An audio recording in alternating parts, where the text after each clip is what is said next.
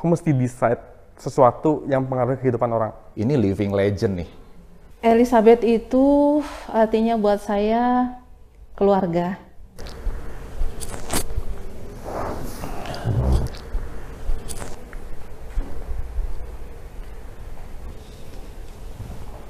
Masih kelihatan gemuk nggak, kurus nggak? Di Shell tuh pas. 1, 2, 3.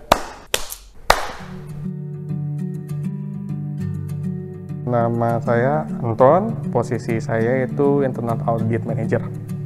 Nama saya Lisdawati, jabatan saat ini HOD, bagian divisi accounting dan pajak. Nama saya Julius, posisi saya Factory Manager. Factory Manager itu mastiin operasional pabrik berjalan lancar supaya rantai pasokan tuh lancar gitu, mulai dari produksi, pembelian sampai ke penjualan di cabang.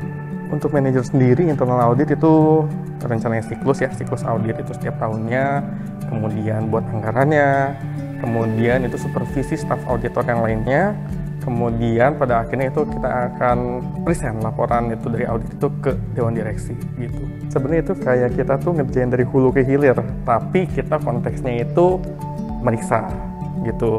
Jadi mulai dari pembelian gitu sampai kita ada sales di cabang, after salesnya. Pekerjaan rutinitas bikin laporan keuangan, kemudian laporan untuk pajak, SPT tahunan setiap 1 tahun sekali.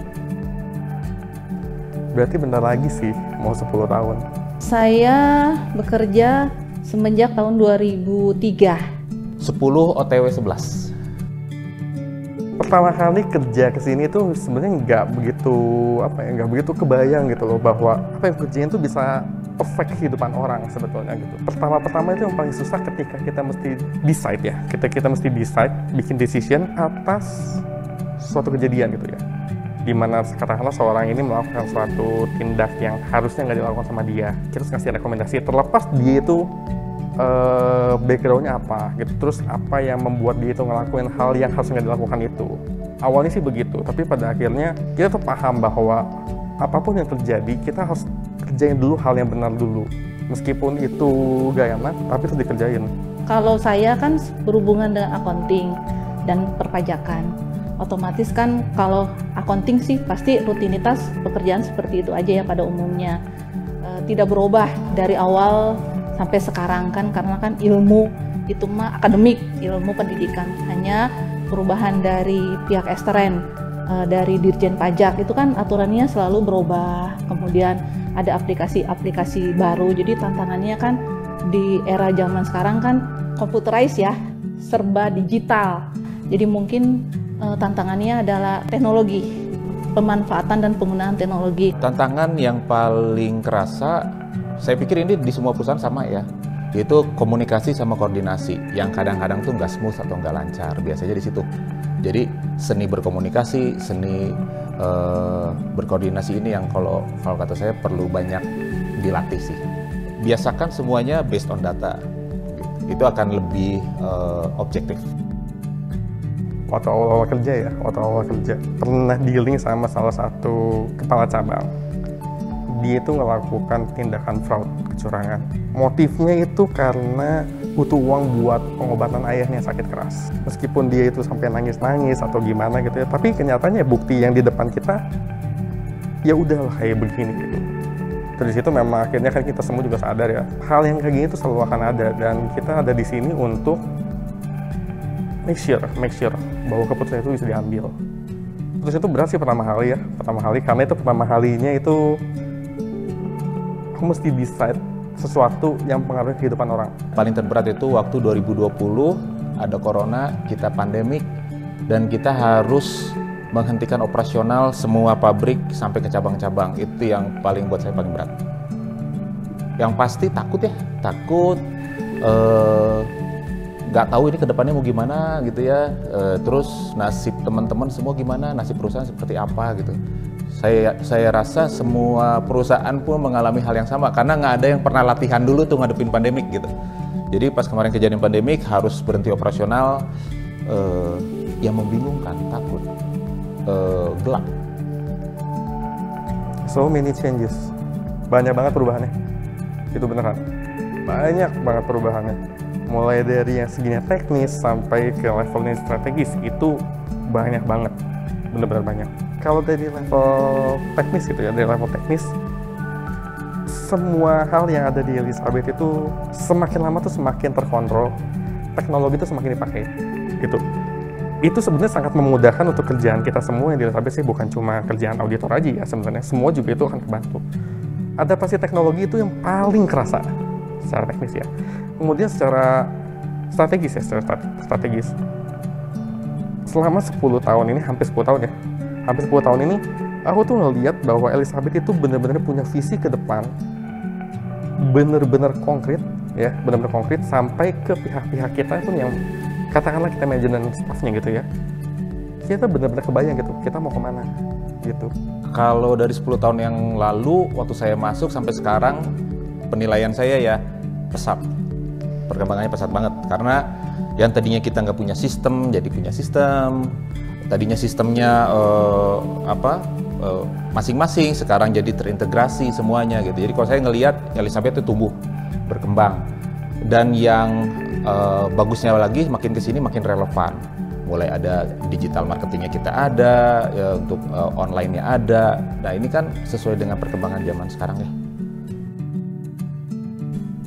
Luar biasa ya, bangga terhadap perusahaan Elizabeth sendiri karena kan merupakan suatu prestasi yang besar dia tuh ya.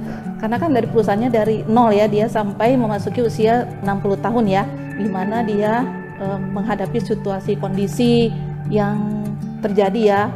Saya sih belum masuk ya tahun 98. Berarti kan saya tahu ya 98 kan krisis ekonomi. Kemudian baru-baru ini kan pandemi COVID-19, tapi tetap Elizabeth itu tetap bertahan dan berkembang gitu ya. I'm a part of a legacy. I'm a part of legacy gitu. Awalnya sih aku sendiri juga nggak tahu sih sebenarnya Elizabeth itu sebenarnya perusahaan apa sih sebetulnya gitu. Sebenarnya itu nggak tahu. Tapi ketika udah berapa tahun di sini, aku cuma bisa bilang, wow, ini perusahaan wow loh sebetulnya gitu loh. Ternyata punya pabrik. Ternyata di Bandung ada lagi. Ternyata ada ini. Ternyata di luar pulau ada gitu loh. Dari barat sampai ke timur ada ya ternyata ya. Itu sih yang bikin wow pertama kali. Elizabeth tuh banyak nih keanekaragaman produk yang dihasilkan gitu kan. Kualitas produknya bagus, tapi harga terjangkau. Kalau dalam satu kalimat, kalau saya bilangnya affordable, good quality product, itu Elizabeth. Aku sama Elizabeth tuh jodoh. Elizabeth tuh tempat aku tuh dapat mold di sini. Moldnya tuh dalam artian kita punya cetakan gitu. Ini juga tempat aku yang ngasah pola pikir aku. Ngasah pola pikir aku, cara aku bertindak, cara aku berkomunikasi, cara aku berpikir. Bisa dibilang ini banyak banget Elizabeth. Elizabeth itu artinya buat saya keluarga. Saya bersyukur bisa bergabung dengan Elizabeth, ya kan? Karena Elizabeth itu perusahaan besar. Ibu tuh seperti ibu saya, berwibawa, tegas dan kekeluargaan. Selalu saya ingat kalau misalnya bertemu sama ibu yang betah ya. Jadi memberikan apa sih? Spirit ke kitanya gitu buat bekerja yang lebih baik. Yang pertama itu tempat pembelajaran, banyak banget, banyak hal yang saya belajar di sini. Yang kedua, banyak ruang untuk saya bertumbuh, banyak ruang untuk saya berkarya di sini gitu. Jadi kalau buat saya banyak ya, artinya luas banget. Dan pertama kali saya ketemu sama Ibu Elizabeth, buat saya ini living legend nih. Pengen Elizabeth itu lebih besar lagi. Pengen juga Elizabeth itu benar-benar diketahui, bukan cuma banyak sebenarnya, kalau bisa semua orang. Bisa diketahui sama semua orang. Dan Elizabeth juga bisa menunjukkan bahwa ini bukan cuma brand biasa. Ini adalah brand legendary gitu. Ini adalah brand legendary dengan kita mau kan 60 tahunnya. Kita mau 60 tahun Elizabeth. Itu adalah suatu pencapaian yang menurutku itu luar biasa. Banyak banget kan perusahaan yang kita tahu buka 3 tahun, 4 tahun tutup. Ya. Atau misalnya 10 tahun, 20 tahun nggak tahu kemana. Elizabeth 60 tahun itu adalah sesuatu hal yang wow, itu beneran wow gitu loh. Tetap berkembang lebih pesat gitu ya. Mungkin bisa menjangkau seluruh pelosok Indonesia, kan sekarang itu tersebar di beberapa kota, memang udah mencakup seluruh seluruh Indonesia ya, mencakup beberapa kota, beberapa daerah di seluruh Indonesia. Mungkin kedepannya mudah-mudahan bisa jadi brand nomor 1 di Indonesia dan merupakan trend center ya di dunia fashion gitu. 60 tahun bukan usia yang muda. Kalau menurut saya Elizabeth jangan berhenti bertumbuh. Terus bertumbuh, terus berkembang, terus relevan supaya Elizabeth tetap menjadi solusi untuk fashion buat masyarakat Indonesia. Sebutkan toko Elizabeth yang paling timur berdasarkan Google Maps. Titik Google Maps. Paling timur ya? Paling timur, sorry, berdasarkan Google Maps? Ya, jadi titik di Google Maps tuh saya kelihatan tuh paling timur tuh cabang Elizabeth yang mana? Kupang. Manado. Mana dong? Sama-sama timur ya, satu di atas, satu di bawah. Tapi lebih timur. Tahun berapa Elizabeth berusia 43 tahun? Oh my god. Sorry, 43 tahun. 2006. Hampir mau jawab yang lain. Sebutkan followers Instagram Elizabeth. Jumlahnya. Jumlah. Geser-geser dikit nggak apa-apa ya? Masalahnya Elizabeth tuh followernya tuh nambah setiap harinya gitu loh. Aku baru lihat kemarin tuh Perkemarin deh, perkemarin. 925. Ya, kalau nggak salah ya. Tipis. Hah? Bukan. 926. Tuh kan siapa tahu aku tuh ngelihatnya tuh jam segini, terus jam berikutnya udah berubah kan bisa. Gimana ini?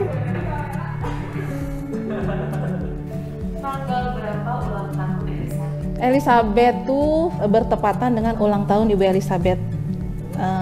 21 April tahun 63 berarti ya. Kalau nggak salah ya, betul ya. 2013 tuh Elizabeth ulang tahun yang kelima. Dan kita Iya, dapat 50. rekor muri. Kita dapat rekor muri atas prestasi. Apa ya, lupa saya. Replika tas tangan terbesar. Oh iya ya, betul ya. Di Ciwok ya. Sebutkan kota apa yang paling banyak toko Elizabeth-nya? Di Jawa ya kalau nggak salah. Saya tiap bulan bikin laporan, tapi saya lupa. Saya belum ada kopean gitu kayaknya. Kalau ada kopean saya cari dulu. Ini mendadak nih pertanyaannya. Di kota ya tapinya ya, bukan di provinsi loh. Ya Bandung berarti. Betul kan? Ya, Bandung itu Buah Batu, Ciatel, Otista, dan Ciwok Group itu. Oke, terima kasih. Tahun berapa pabrik Elizabeth didirikan? Pabriknya untuk produksi tas atau untuk produksi rotan? Beda loh. Nah lo, yang nanyanya bingung. Seru nih. Pokoknya awal si Lewi Gajah ini didirikan. Lewi Gajah itu sebetulnya secara bangunan ya, didirikan waktu itu sebenarnya dari tahun 86-87. Berapa jumlah following Instagramnya Elizabeth? Follower ya? Following. Followingnya? Wah ini tricky question. Kita kasih clue antara 200 sampai 250. Harus optimis ya, 250. 217. Ada berapa toko Elizabeth di Makassar? Makassar Town Square, Panakukang, Makassar Ruko, Patirani yang saya 4. Kata tadi udah tutup. Kan baru. Nyaris loh, nyaris. Aduh. Harus gimana nih? Elizabeth 60 years Of Symphonic Journey. Selamat 60 tahun Elizabeth, sukses selalu.